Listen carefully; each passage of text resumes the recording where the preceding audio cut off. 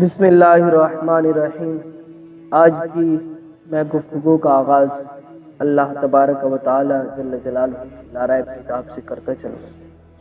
اللہ تبارک و تعالی جل جلالہ نے اپنے محبوب حضرت محمد مصطفیٰ صلی اللہ علیہ وآلہ وسلم کو تمام جہانوں کے لیے رحمت بنا کر بھیجا۔ ہم نے ایک سلسلہ شروع کیا ہوا ہے کہ مختلف جانداروں کی جو اللہ کے رسول صلی اللہ علیہ وسلم کے ساتھ محبتیں تھیں، ان کی عجیب و غریب جو واقعات تھے اس زمانے کے اندر رسول کریم صلی اللہ علیہ وسلم کے ساتھ جو درپیش ہوئے ان کا ہی تذکرہ شروع کیا ہوا تھا۔ تو ان میں سے آج محبت الغنم النبی صلی اللہ علیہ وسلم، ان میں سے آج کی جو ہماری تقریر کا عنوان ہے وہ یہ ہے کہ مختلف بکریوں کی اللہ کے رسول صلی اللہ علیہ وسلم کے ساتھ جو محبت اسی کو سمجھیں گے۔ میں پہلی حدیث مبارکہ جس کتاب سے کوٹ کرنے جا رہا ہوں وہ ابو نعیم نے دلائل النبوہ کے اندر یہ حدیث مبارکہ لائی ہے، اور بھی مختلف کتب کے اندر یہ حدیث پاک موجود ہے۔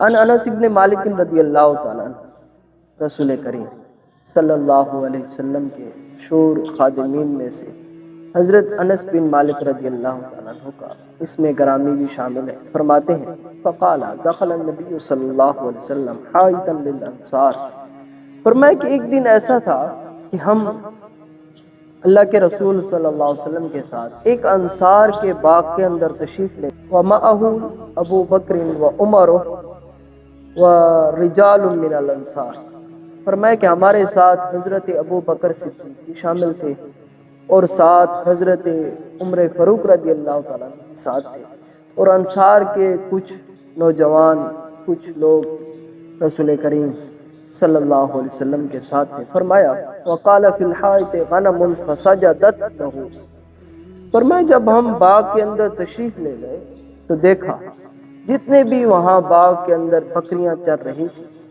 ان تمام بکریوں نے فسجدت، ان تمام نے اللہ کے رسول صلی اللہ علیہ وسلم کے سامنے سجدہ کر دیا۔ اللہ، یہ عالم تھا جب جانا کہ اللہ کے رسول صلی اللہ علیہ وسلم تو ان بکریوں نے سجدہ کر دیا۔ فقال ابو بکر، حضرت ابو بکر صدیق رضی اللہ تعالیٰ عنہ نے عرض کی یا رسول اللہ صلی اللہ علیہ وسلم انہو نحن احق بالسجود لکا من ہذہ الغنم، یا رسول اللہ صلی اللہ علیہ وسلم ان بکریوں سے زیادہ حقدار ہم ہیں کہ ہم آپ کو سجدہ کریں۔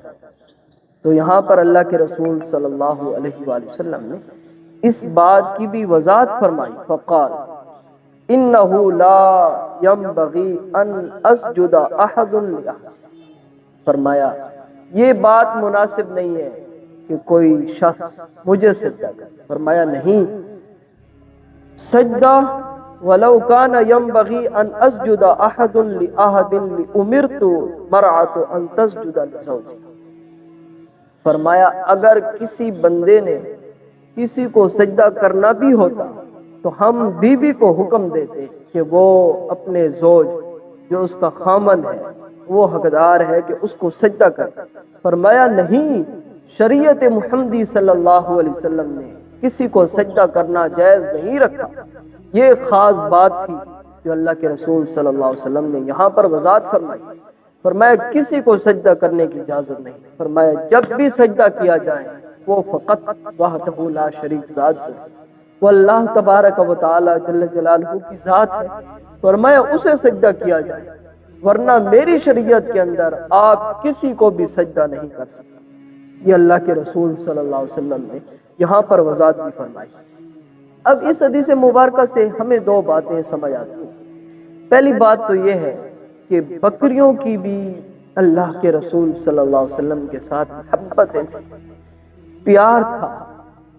دوسری بات یہ ہے کہ جب حضرت ابو بکر صدیق رضی اللہ تعالیٰ عنہ اللہ کے رسول صلی اللہ علیہ وسلم کے سامنے عرض کی تو اللہ کے رسول صلی اللہ علیہ وسلم تا قیامت آنے والے مسلمانوں کے لیے یہ پیغام دیا، فرمایا شریعت محمدی صلی اللہ علیہ وسلم کے اندر اور جن لوگوں نے اللہ کے رسول صلی اللہ علیہ وسلم کا کلمہ پڑھا ہے اور رب العالمین کو وحدہ لا شریک مانا ہے، تا قیامت آنے والے مسلمانوں کے لیے یہ پیغام ہے کہ وہ کسی کو بھی سجدہ نہیں کر سکتا۔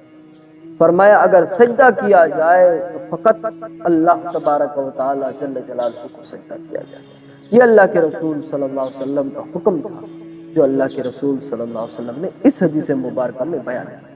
اللہ تعالیٰ سے دعا ہے کہ اللہ تبارک و تعالی جل جلالہ ہمیں بھی جب بھی ہمارے یہ ماتھے جھکے تو فقط اللہ تبارک و تعالی جل جلالہ کے سامنے جھکے، اور جتنے بھی لوگ ہیں ان کے سامنے ہمارے ماتھے نہ جھکے۔ اللہ تعالیٰ سے دعا ہے کہ اللہ تبارک و تعالی جل جلالہ ہمارا خاتمہ ایمان پر فرمائے۔ وآخر دعوانا الحمدللہ۔